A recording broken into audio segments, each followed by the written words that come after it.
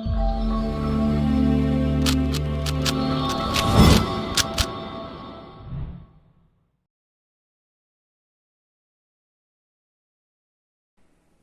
Everyone, स्वागत है आप सभी का अपने YouTube चैनल आरके अकेडमी पर।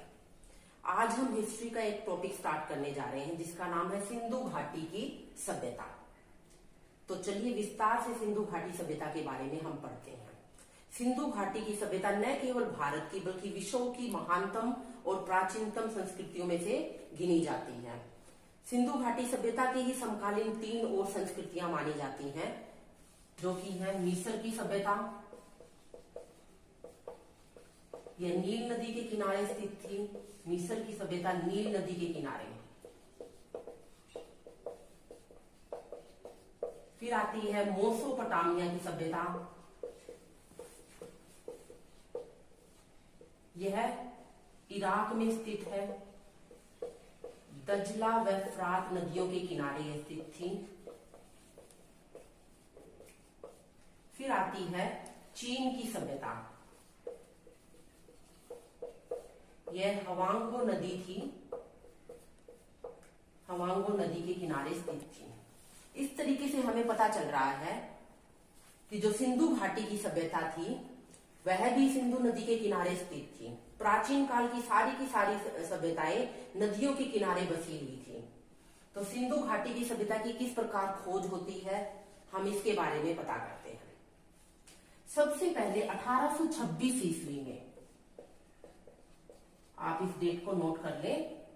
सबसे पहले 1826 ईस्वी में चार्ल्स मैसन नाम के एक अंग्रेज व्यक्ति ने, मैं फिर से रिपीट कर रही हूं, चार्ल्स मैसन नाम के एक अंग्रेज व्यक्ति ने, चार्ल्स मैसन नाम का एक अंग्रेज व्यक्ति था, उसको इस सभ्यता के बारे में पता चला। संभवतः तब तक उसको यह नहीं पता था कि यह कोई सभ्यता भी है। तो इससे जो ऑब्जेक्टिव क्वेश्चन बनता है वह यही है कि सबसे पहले सिंधु घाटी सभ्यता पर किसने प्रकाश डाला। तो 1826 ईस्वी में चार्ल्स मैसन नाम के अंग्रेज व्यक्ति ने सिंधु घाटी सभ्यता के बारे में पता किया। फिर आता है 1856 ईस्वी का समय। 1856 ईस्वी में बर्टन बंधु नाम के 2 व्यक्ति थे, दोनों भाई थे इसलिए उनको बर्टन बंधु कहा गया। बर्टन बंधु भाई के नाम के 2 व्यक्ति थे। उन्होंने पाकिस्तान में रेल निर्माण का कार्य स्टार्ट किया, और जो ये रेल निर्माण का कार्य था वो कराची से लेकर लाहौर तक रेलवे लाइन बिछाने का इन्होंने काम किया। अब खुदाई के समय इनको टीलों में काफी सारी ईंटें मिली, संरचनाएं मिली। इन्होंने उन संरचनाओं से सारी ईंटें निकालकर रेलवे निर्माण के कार्य में उसको प्रयोग कर लिया। तब तक इनको ये नहीं पता था कि यहाँ कोई सभ्यता या संस्कृति हो सकती है।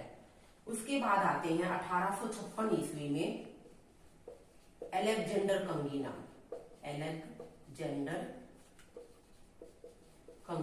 ये नाम इंपॉर्टेंट है, आप इसको नोट डाउन कर लो। अलेक्जेंडर कंगीनम 1856 ईस्वी में आते हैं और इन्होंने सिंधु घाटी सभ्यता के बारे में कुछ खोज की, कुछ इनको सफलताएं मिली, कुछ इनको असफलताएं मिली। तो 1856 में इन्होंने पाकिस्तान जाकर वहां पर पाकिस्तान का सर्वेक्षण किया। और जो अलेक्जेंडर कंगीनम थे ये भारतीय पुरातत्व विभाग के, इसको नोट कर लें आप, भारतीय पुरातत्व विभाग के पहले महानिदेशक थे। जो भारतीय पुरातत्व विभाग था उसके पहले महानिदेशक थे अलेक्जेंडर कंगीनम। अब ये क्वेश्चन मैं आपके लिए छोड़ रही हूं कि भारतीय पुरातत्व विभाग की स्थापना कब हुई थी। आप कमेंट बॉक्स में इसका आंसर करेंगे, फिर हम कल जब वीडियो डालेंगे तो उसमें इस आंसर को डिस्कस करेंगे। फिर 1856 तक अलेक्जेंडर कंगीनम आते हैं। फिर भी सिंधु घाटी सभ्यता के बारे में ज्यादा कुछ हमें नहीं पता चलता है। फिर आता है 1921 का समय, आप नोट डाउन करें अब। फिर आता है हमारा 1921 का समय। 1921 ईस्वी में दयाराम साहनी, 1921 में जॉन मार्शल नाम के एक व्यक्ति थे, जॉन मार्शल, जो कि भारतीय पुरातात्विक विभाग के महानिदेशक बन गए थे। अब इनके तत्वाधान में 2 भारतीय इतिहासकार थे।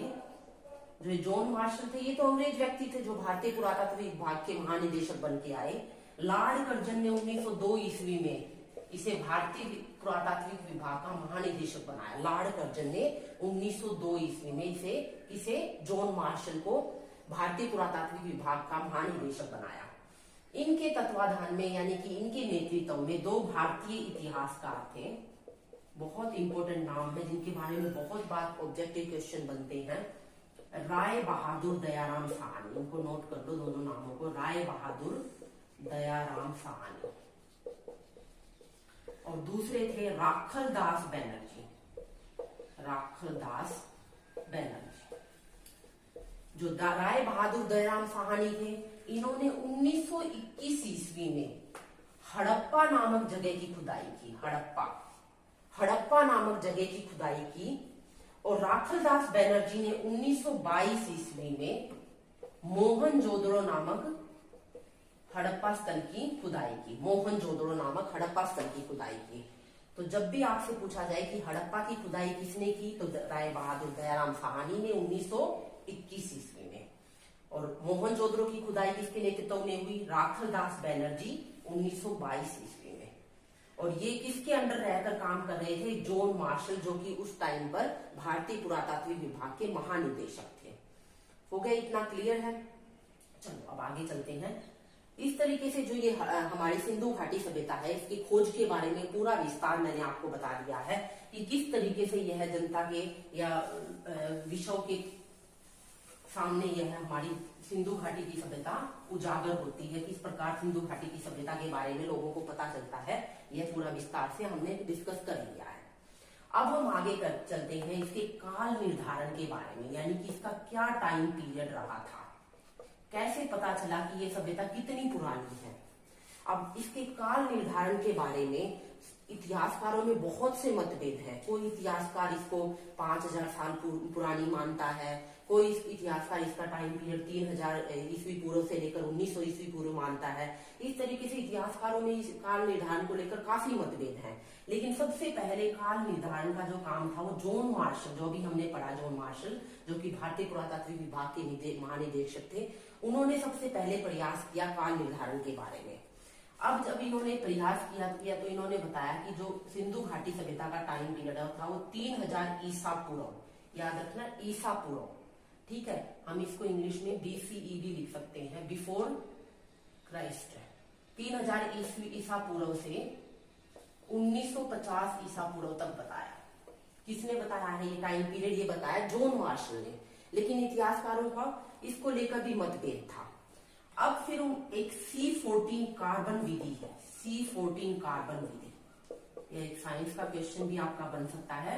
C14 कार्बन विधि, जिसके माध्यम से हम जीवाश्मों की आयु पता करते हैं। किसकी आयु पता की जाती है इसके माध्यम से? जीवाश्मों की आयु। जीवाश्म क्या होते हैं? ऐसे अंश जिसमें जीव था, ऐसे जीव जिनके अंश हैं, उनको हम कार्बन विधि के माध्यम से पता करते हैं वो कितने पुराने हैं। तो C14 एक कार्बन विधि है, वैज्ञानिक विधि है, जिसके माध्यम से जीवाश्मों की आयु पता चलती है। इस C14 कार्बन विधि से सिंधु घाटी सभ्यता का काल निर्धारण हुआ। तो इसका काल निर्धारण की जो तिथि निकल के आई वो निकल के आई 2500 ईसा पूर्व से 1750 ईसा पूर्व। फिर ज्यादातर जो इतिहासकार थे वो इसी तिथि पर सहमत नजर आए। कौन सी तिथि है? 2500 ईसा पूर्व से 1700 ईसा पूर्व तक। और काफी सारे एग्जाम्स में इसकी तिथि पूछी जाती है। तो सर्वमान्य तिथि हमारी कौन सी हो गई है? 2500 ईसा पूर्व से 1750 ईसा पूर्व तक। और ज्यादातर इतिहासकार इसी पर सहमत नजर आए, क्योंकि यह एक वैज्ञानिक विधि के अनुसार इसका काल निर्धारण हुआ था। अब काल निर्धारण के बाद हमारे पास टॉपिक आता है नामकरण के बारे में। कि जो सिंधु घाटी की सभ्यता थी, इसका नामकरण किस प्रकार हुआ, क्यों इसको सिंधु घाटी की सभ्यता बोला गया या हड़प्पा सभ्यता बोला गया। तो हम नामकरण के बारे में डिस्कस कर लेते हैं। जो सिंधु घाटी की सभ्यता था, इसके नामकरण, एक तो इसको हड़प्पा सभ्यता बोला जाता है, ठीक है। दूसरा इसका नाम है सिंधु घाटी की सभ्यता या सिंधु सभ्यता, सिंधु घाटी की सभ्यता या इसको सिंधु सभ्यता भी बोला जाता है। अब सबसे पहले इसका हड़प्पा सभ्यता नाम कैसे पड़ा वो देखते हैं हम। अभी हमने सबने ये बात जान ली है कि जो सिंधु घाटी की सभ्यता थे, इसमें पहला ज्ञात जो क्षेत्र था, जो पहला ज्ञात स्थल था, वो था हड़प्पा। सबसे पहले हड़प्पा की खुदाई हुई थी कब? 1921 ईस्वी में। अब जब सबसे पहले हड़प्पा की खुदाई हुई तो उसी के नाम पर इस सभ्यता का नाम हड़प्पा सभ्यता रख दिया गया। फिर उसी के बाद अगले साल मोहनजोदड़ो की खुदाई हुई। इस तरीके से और काफी सारे क्षेत्र जो स्थल थे वो हमारे सामने आए। तो अब ये जो हड़प्पा सभ्यता, जो इसका नाम था, ये थोड़ा ठीक नहीं लग रहा था इतिहासकारों को। तो इन्होंने क्या नाम दिया इसको? सिंधु घाटी की सभ्यता, यानी कि ऐसी सभ्यता जो सिंधु नदी के किनारे बसी हुई थी, इसलिए इसको सिंधु घाटी की सभ्यता नाम दिया गया। लेकिन फिर उसके बाद काफी सारे स्थल जो इसमें अपने भारत में भी खोजे गए, कुछ अफगानिस्तान में भी थे, कुछ पाकिस्तान में भी खोजे गए। तो ऐसा लगा कि सिर्फ सिंधु घाटी की सभ्यता ही इसको कहना उचित नहीं होगा, तो इसको सिंधु सभ्यता का नाम दे दिया गया। जो भी प्राचीन नगर थे, सभ्यताएं थी, संस्कृतियां थी, वो सारी की सारी किसी न किसी नदी के किनारे बसी हुई थी। इसी तरीके से ये हमारी जो सभ्यता थी, ये भी सिंधु नदी और इसकी सहायक नदियों के किनारे बसी हुई थी। तो इस तरीके से इसके 3 नाम निकल के आते हैं: हड़प्पा सभ्यता, सिंधु घाटी की सभ्यता या सिंधु सभ्यता। किसी किसी पुस्तक में सिंधु सरस्वती सभ्यता भी बोल दिया जाता है, क्योंकि उस टाइम पे एक सरस्वती नदी हुआ करती थी, उसके किनारे भी काफी इसके नगर खोजे गए थे। अब नामकरण का हमारा टॉपिक कंप्लीट हो चुका है। अगला आता है हमारा उद्भव।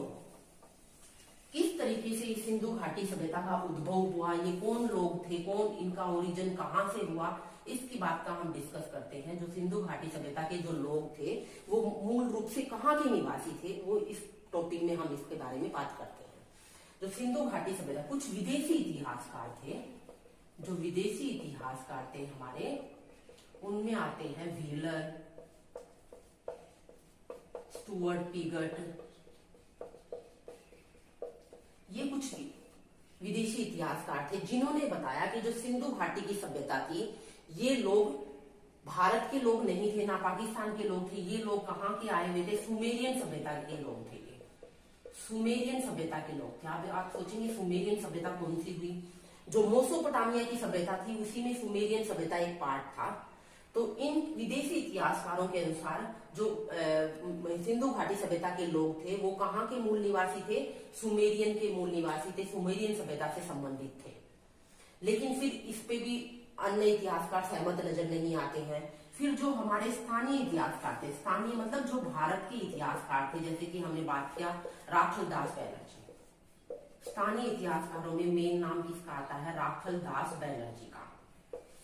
इन्होंने क्या बताया कि जो सिंधु घाटी की सभ्यता के लोग थे, ये कोई सुमेरियन सभ्यता के लोग नहीं थे। ये लोग द्रविड़ लोग थे, द्रविड़ जाति के लोग थे। द्रविड़ जाति हमारी मूल भारत के मूल निवासी माने जाते हैं, भारत के मूल निवासी माने जाते हैं द्रविड़ जाति के लोग। तो राखलदास बैनर्जी के अनुसार जो सिंधु घाटी के लोग थे, वो द्रविड़ जाति से संबंधित थे। फिर कुछ इतिहासकारों ने बताया कि आर्य लोग थे, आर्य जाति के लोग थे, सिंधु घाटी के लोग आर्य जाति के थे।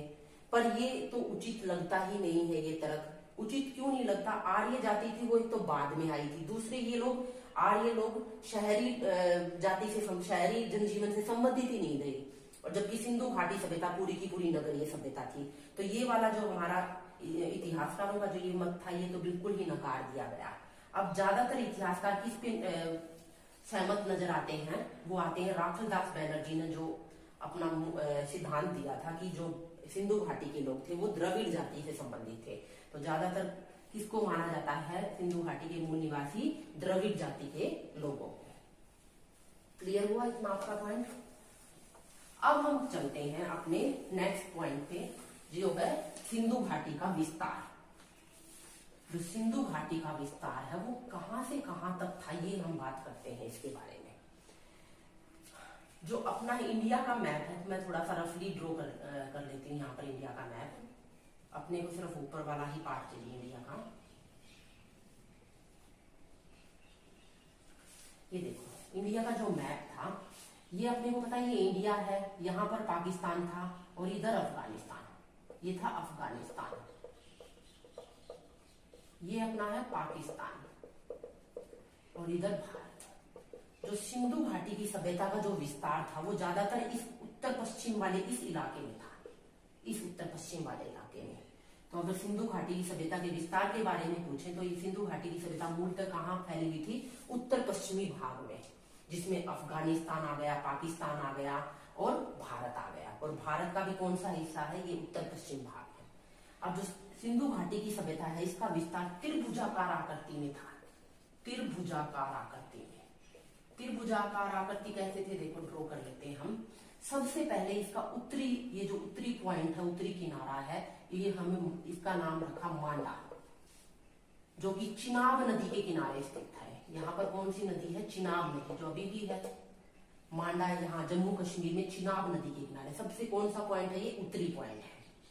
फिर अपना सबसे पूर्वी पॉइंट, ये यहाँ पर यूपी में आलमगीरपुर है। आलमगीरपुर बहुत इंपॉर्टेंट है, इनको नोट करते जाओ।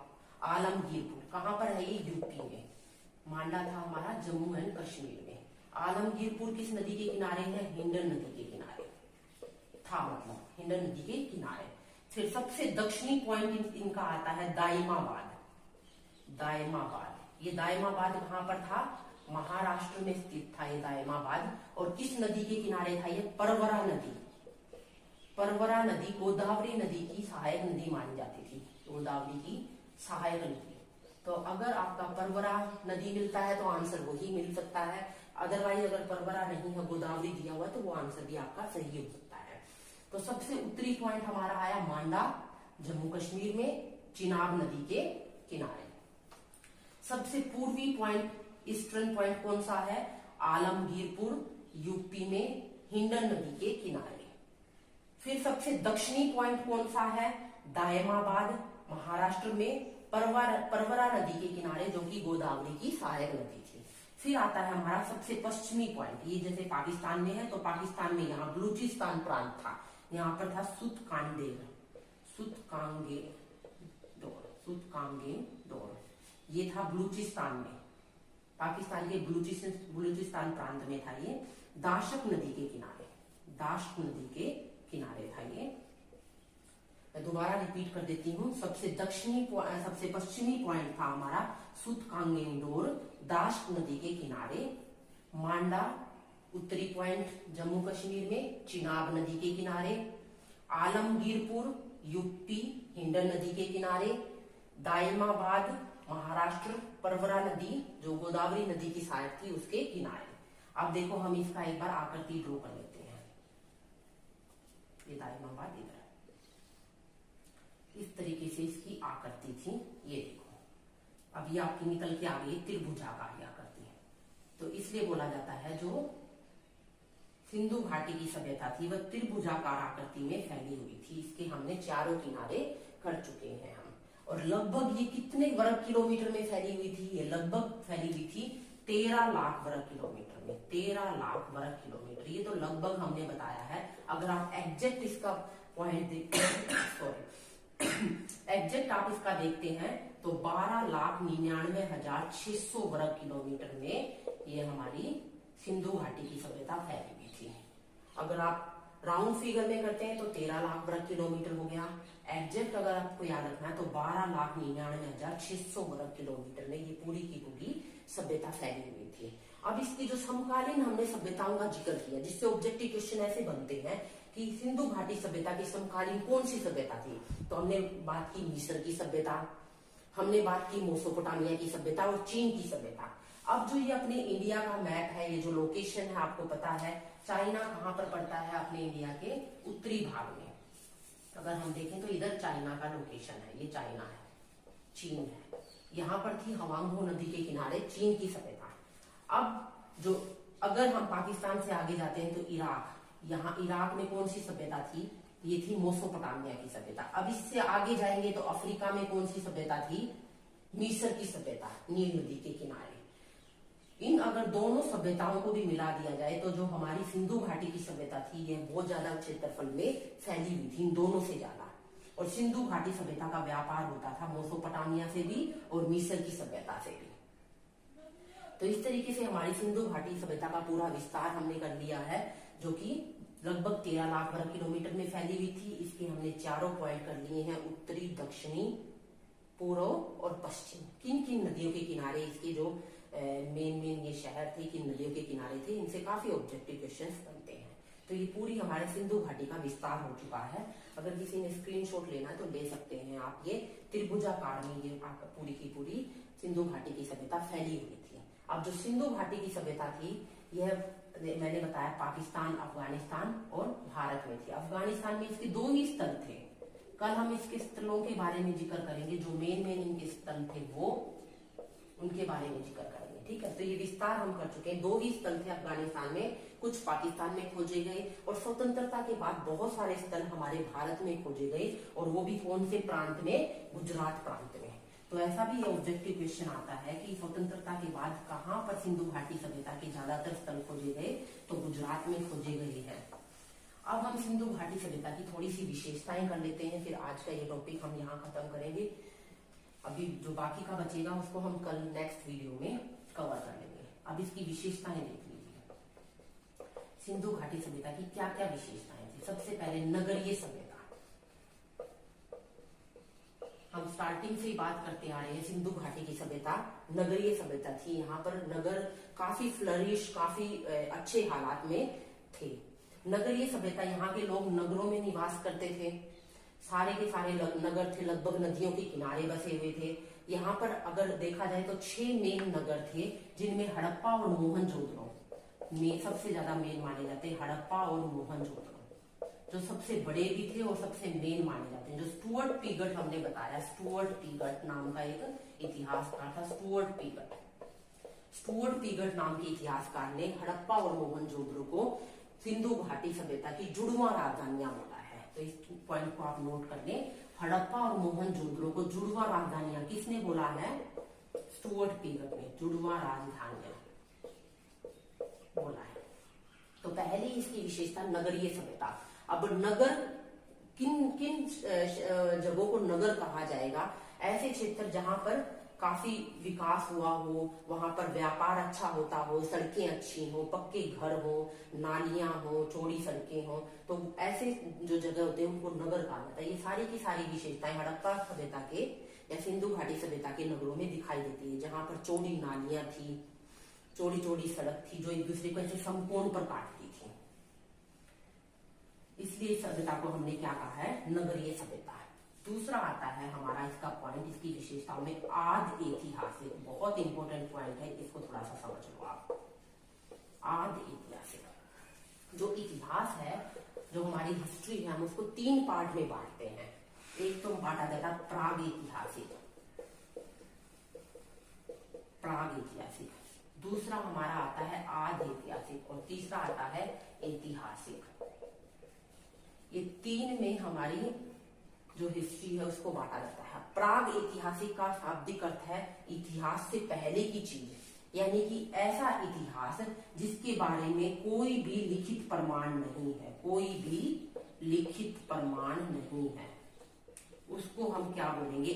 प्राग ऐतिहासिक। जैसे कि पाषाण काल। पाषाण काल के बारे में जो भी हमें इंफॉर्मेशन, जो भी जानकारियां मिलती है, वो इसकी खुदाई के तहत जो भी चीजें मिलती है उनके थ्रू हमें मिलती है। पाषाण काल के बारे में जो भी जानकारियां मिलती हैं, लिखित उनके बारे में कोई प्रमाण नहीं है, इसलिए पाषाण काल को किसमें डाला जाता है? प्राग ऐतिहासिक में। आद का मतलब होता है आधा, आधा ऐतिहासिक। अब आधा ऐतिहासिक क्यों है ये? क्योंकि यहाँ पर क्या हुआ है, लिखित प्रमाण हमें मिले हैं। जो सिंधु घाटी सभ्यता है उसके हमें लिखित प्रमाण मिले हैं, पर उसकी लिपि अब तक नहीं पढ़ी जा चुकी है, इसलिए इसको आद ऐतिहासिक में डाला जाता है। किसको डाला जाता है आद ऐतिहासिक में? हड़प्पा सभ्यता को। हड़प्पा सभ्यता को आद ऐतिहासिक में डाला जाता है, क्योंकि जो लिखित प्रमाण है वो हमें अब तक नहीं मिले हैं। फिर आता है हमारा ऐतिहासिक। ऐतिहासिक में कौन सी चीजें आती हैं? वो इतिहास आता है जिसके बारे में लिखित प्रमाण है और वो पढ़ भी लिया गया है, लिखित प्रमाण है और पढ़ा जा चुका है, पढ़ा जा चुका है, उसको हम क्या बोलेंगे? ऐतिहासिक बोलेंगे। अब हड़प्पा सभ्यता के बाद जो भी इतिहास हमारा है वो सारा का सारा पढ़ा जा चुका है, तो उसके बाद का जो इतिहास है उसको हम ऐतिहासिक में डालते हैं। तो आद ऐतिहासिक आपको समझ आ गया होगा, ऐसा इतिहास जिसके बारे में लिखित प्रमाण है लेकिन उसको पढ़ा नहीं जा सका है। अब ये पढ़ा नहीं जा सका, तो ऐसी कौन सी लिपि थी जिसको हम नहीं पढ़ पाए? भाव चित्रात्मक या चित्रलिपि बोला जाता है, भाव चित्रात्मक या चित्रलिपि। हड़प्पा सभ्यता की जो लिपि थी वो भाव चित्रात्मक थी, चित्र लिपि थी, यानी कि चित्रों के माध्यम से कोई 250 से लेकर 400 के आसपास, 250 से लेकर 400 के आसपास यहाँ पर कुछ चित्र लिखे हैं, जिसमें मछली का कांटा, लोमड़ी, बिल्ली के पंछी, इस तरीके से चित्र बनाए हुए हैं। उन चित्रों से ही हम पता कर सकते हैं कि उस टाइम के लोग उन चित्रों के माध्यम से क्या कहना चाहते थे। लेकिन ये भाव चित्रात्मक लिपि बोला जाता है, जो कि अब तक पढ़ी ही नहीं गई है। अब नहीं पढ़ी गई है तो जितनी भी जानकारी हमारे पास सिंधु घाटी सभ्यता से संबंधित है वो सारी की सारी खुदाई, जो पुरातात्विक खुदाई होती है उसके बेस पे हमें ये मिली है। तो आदि ऐतिहासिक हमारी विशेषता हो गई। 2 विशेषताएं हम कर चुके हैं, कौन कौन सी? नगरीय सभ्यता, आदि ऐतिहासिक। अगला तीसरे नंबर पे हम इसकी जो विशेषता है वो लेके चलते हैं, कांस्य युगीन सभ्यता। ये भी इंपॉर्टेंट है। जो तीसरी विशेषता है इसकी कांस्य युगीन सभ्यता। अब आपका ऑब्जेक्टिव एक क्वेश्चन बनता है, जो कि कई बार आया भी हुआ है क्वेश्चन एग्जाम्स में, कि मानव के द्वारा ज्ञात पहली धातु कौन सी थी? तो मानव के द्वारा ज्ञात पहली धातु मानी जाती तांबा। तांबा एक ऐसी धातु थी जो मानव के द्वारा सबसे पहले प्रयोग की गई थी। तो जो सभ्यता, जिस सभ्यता में तांबा का प्रयोग हुआ उसको ताम्र युगीन सभ्यता बोला जाता है, ताम्र युगीन। अब आप सोचेंगे कि ताम्र युगीन पहली सभ्यता थी तो हड़प्पा सभ्यता सबसे पुरानी कैसे हुई? अब हड़प्पा से भी पहले एक मानी जाती ताम्र युगीन सभ्यता, जिसमें तांबे का ज्यादा ही प्रयोग हुआ था, तो उसको ताम्र युगीन सभ्यता का नाम दिया गया। उसके बाद आती है कांस्य युगीन, यानी कि जो हड़प्पा सभ्यता थी उसमें किसका, कौन सी धातु का यूज होता है? कांसा का। कांसा कौन कौन सी 2 धातुओं से मिलकर बनता है? तांबा और टीन से। तांबा प्लस टीन। तांबा और टीन से मिलकर क्या बनता है? कांसा बनता है। और जो हड़प्पा सभ्यता थी वो एक कांस्य युगीन सभ्यता थी। इसमें ज्यादातर मात्रा में कांसे का यूज किया गया, इसलिए इसको कांस्य युगीन सभ्यता का नाम दिया गया। और जिसमें लोहे का यूज किया गया उसको कौन सी सभ्यता हम कहेंगे? लोहो युगीन सभ्यता। तो जो हड़प्पा सभ्यता के लोग थे इनको लोहे का कोई जानकारी नहीं थी, इन्होंने कांसे का ही यूज किया है, यानी कि इनको तांबे की जानकारी थी, टीन की जानकारी थी, जिसको मिक्स करके इन्होंने क्या बना लिया? कांसा बना लिया। तो ये कांस्य युगीन सभ्यता कहलाती है। चौथा आता है हमारा शांत प्रिय लोग, जो इसकी विशेषता है। चौथी हमारी शांत प्रिय जाति थी ये। अब देखो हम कितना ही इतिहास पढ़ते हैं, सब इतिहास में कहीं ना कहीं जो राजा थे या जो लोग थे वो आपस में लड़ते झगड़ते रहते थे, युद्ध करते थे, चाहे वो उनकी युद्ध की वजह कोई भी थी, चाहे वो गायों के लिए युद्ध करते थे, किसी के क्षेत्र हथियाने के लिए युद्ध करते थे। लेकिन जो हड़प्पा सभ्यता के लोग थे ये एक शांत प्रिय लोग थे, इन्होंने कभी भी कोई ऐसा युद्ध के इनके प्रमाण नहीं मिलते हैं। तो ये पूरी की पूरी जाति शांत प्रिय जाति थी। फिर आता है व्यापार प्रधान व्यवस्था। इनकी जो व्यवस्था थी, इनकी जो आर्थिक प्रणाली थी वो व्यापार पर ज्यादा बेस्ड थी। ये लोग व्यापार करते थे, मैंने बताया मेसोपोटामिया से, मिस्र की सभ्यता से ये क्या करते थे? व्यापार करते थे। और इसके प्रमाण भी मिले हैं व्यापार के। जो कुछ मोहरे जो यहाँ हमारे सिंधु घाटी की सभ्यता में यूज होती थी वही मोहरे मेसोपोटामिया की सभ्यता में भी पाई गई हैं। तो व्यापार प्रधान व्यवस्था थी। यहाँ पर व्यापार किया जाता था, टीन का व्यापार करते थे अफगानिस्तान से, सोना लिया जाता था कर्नाटक से, बहुमूल्य पत्थर मंगवाए जाते थे अफगानिस्तान से। तो इस तरीके से काफी सारे चीजों का यहाँ पर व्यापार होता था। और कृषि भी करते थे ये लोग। इनकी अर्थव्यवस्था का मुख्य आधार कृषि भी माना जाता है, काफी सारी फसलों की कृषि करते थे। कृषि की व्यवस्था भी यहाँ पर थी, कृषि की व्यवस्था भी इन लोगों ने यूज की थी। कृषि भी करते थे, काफी सारे फसल बोते थे, गेहूं, जौ, चावल, काफी सारी फसलें बोते थे। तो इनकी अर्थव्यवस्था का मुख्य आधार व्यापार भी था और कृषि भी थे। पशुपालन भी ये लोग करते थे। फिर नेक्स्ट हमारी जो व्यवस्था, इसकी जो सिंधु घाटी की विशेषता आती है, हमने अब तक किया है। सबसे पहली विशेषता हमने कौन सी की थी? आदि ऐतिहासिक है, ये नगरीय सभ्यता है, ये कांस्य युगीन सभ्यता है, शांत प्रिय लोग थे, व्यापार प्रधान व्यवस्था थी, कृषि की व्यवस्था थी। फिर हम कर लेते हैं इनका सामाजिक आधार क्या था। ये भी इंपॉर्टेंट एक बात है इसकी, सामाजिक आधार। जो ये पूरी की पूरी सभ्यता थी ये 2 वर्गों में बटी हुई थी। जितना खनन से उत्खनन से हमें पता चला है 2 वर्गों में। कैसे बटी हुई? 2 वर्गों में। उच्च वर्ग के लोग थे और निम्न वर्ग के लोग थे, आम लोग जिनको हम बोल सकते हैं निम्न वर्ग के लोग। अब जो हड़प्पा कालीन जो स्थल मिले हैं वहां पर एक ही क्षेत्र 2 क्षेत्रों में बटा हुआ है। एक ही क्षेत्र दो क्षेत्रों में बटा हुआ है। कैसे? जैसे हड़प्पा में अगर हम सपोज करें कि ये हड़प्पा का जो क्षेत्र हमें ये मिला है, तो जो इसका पश्चिमी भाग था, ये पश्चिमी भाग थोड़ा सा ऊंचाई पर था, टीले पे था और दुर्ग से घिरा हुआ था, तो इसको दुर्ग नगर की संज्ञा दी गई। किसको? पश्चिमी भाग, किसी भी क्षेत्र का पश्चिमी भाग था उसको दुर्ग नगर की संज्ञा दी गई, क्योंकि ये थोड़ा सा ऊंचाई पे था और थोड़ा छोटा भी था। ये किसकी बजाय छोटा था? इस पूर्वी किनारे की बजाय छोटा था, तो इसको दुर्ग नगर की संज्ञा दी गई। और ये चारों तरफ से किससे घिरा हुआ था? दुर्ग से घिरा हुआ था, चारों तरफ से इसको दीवार से घिरा हुआ था। फिर ये हमारा जो पूर्वी भाग था, ये तो क्या था? पश्चिमी भाग। तो क्वेश्चन अगर ऐसे बने कि जो हड़प्पा सभ्यता थी वो इसमें कितने वर्गों के लोग रहते थे, तो 2 वर्ग के मेनली हमें पता चला अब तक, जिसमें कोई भी क्षेत्र 2 भाग में बटा हुआ था। पश्चिमी भाग जो कि अपेक्षाकृत क्या था?